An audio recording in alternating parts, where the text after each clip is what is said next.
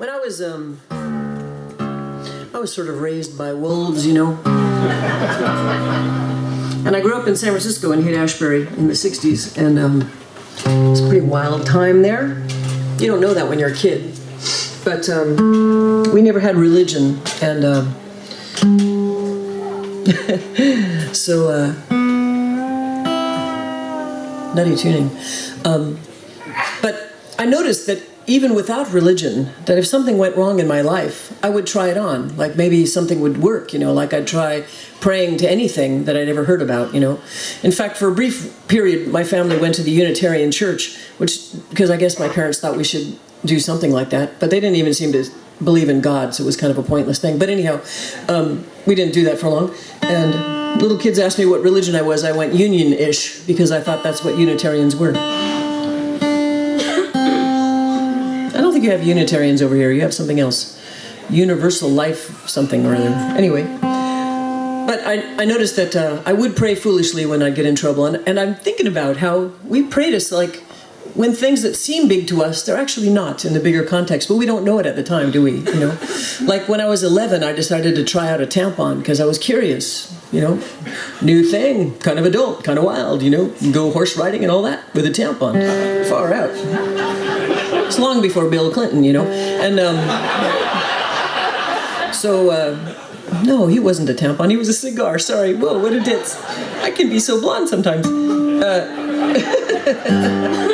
Anyway, I inserted it, you know, and they didn't have a lot of instructions, so I didn't know. With big cardboard applicator, do you leave that in? Is that part of the absorbency package? I didn't know.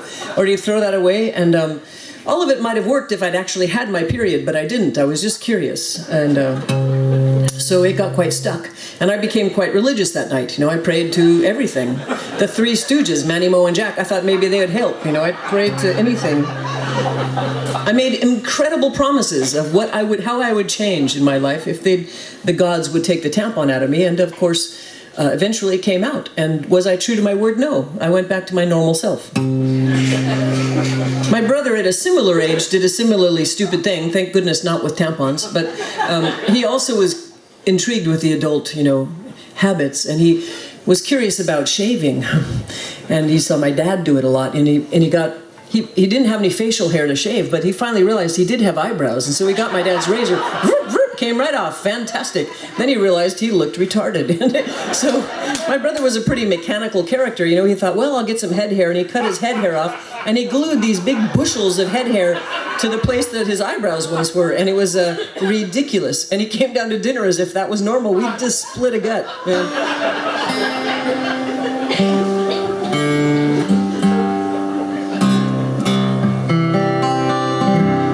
This song is not about that, thank goodness. But it's about the foolish things we ask the gods for, partly.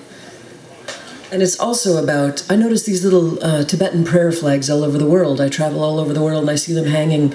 Sydney, Australia, and, you know, London, and Castle Carrick, and all these places, you know, my own town of Venice, California, Beverly Hills, you know, and often they're hanging these little Tibetan prayer flags. They have prayers written on them that they're supposed to, the colors and the fluttering movement are supposed to catch the god's eyes so the gods can bestow those prayers. And I stay up late at night frequently worrying about ridiculous things. I worry about how the little country of Tibet, their Dalai Lama can't even go home, and they're not allowed to hang their own prayer flags up, but we can hang them up. And I think maybe the gods' attentions are being distracted by all the prayer flags in Beverly Hills and Melbourne and places. And so I think maybe we should package all the prayer flags up and just line the whole country of Tibet with him, and then maybe the Dalai Lama could go home. This is my ideas. Anyway, this is a very irreverent song with prayer flags in it.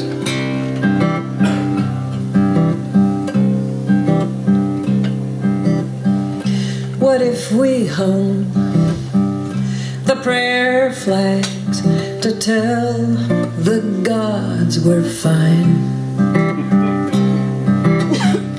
What if we called up to the gods, hey, take the weekend off maybe?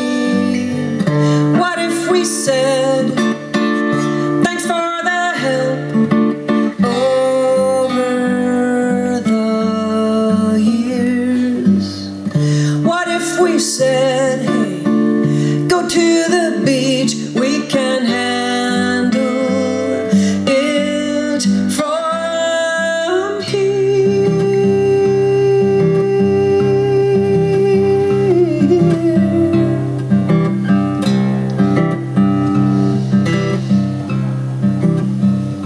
What if we said we're sorry that we asked for stupid things? We weren't helpless, we didn't need a savior for our bad hair dye. You made us perfect, you gave us love, oh, you gave us your tools. Why the flags, the prayer flags, to show that we're not fools.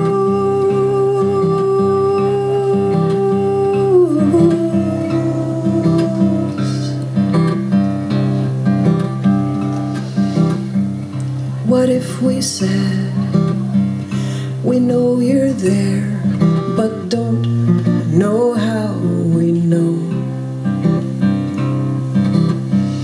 What if we said, you have our trust, we don't need for you to prove your love. It's everywhere, just like you said, oh, you did it divine. Why the flags, the prayer flags, to show that we are fine.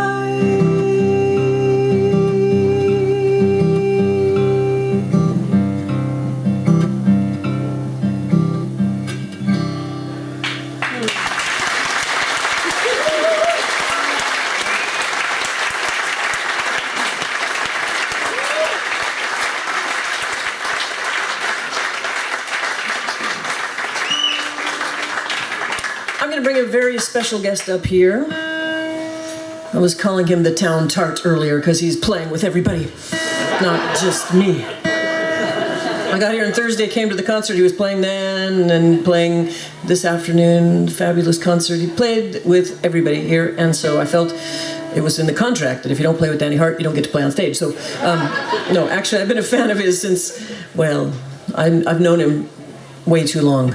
And bring him up. We're going to do a tune together.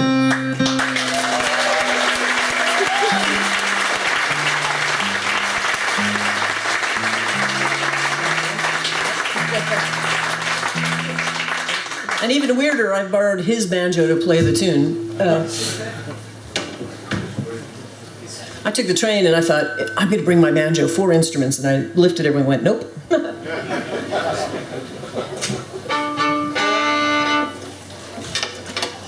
So back in the last bluegrass scare in the 70s, 1970s,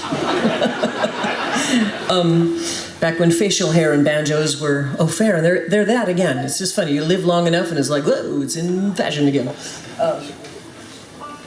I, of course, learned banjo. Everyone did.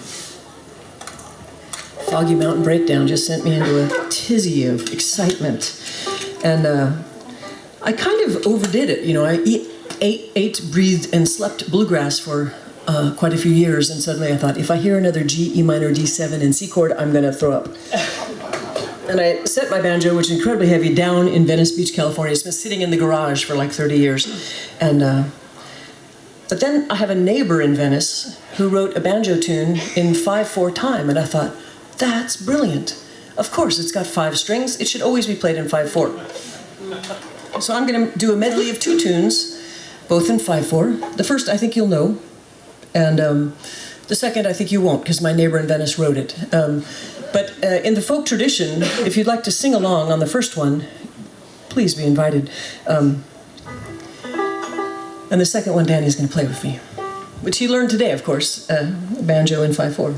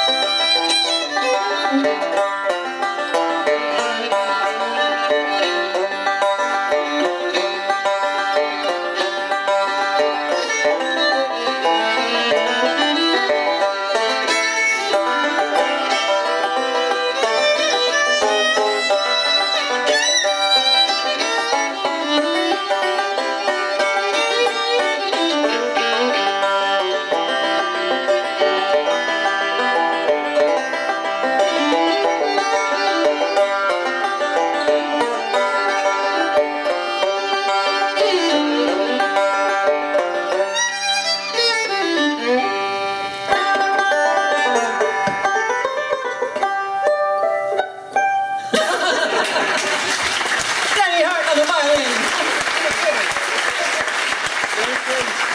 Thank you.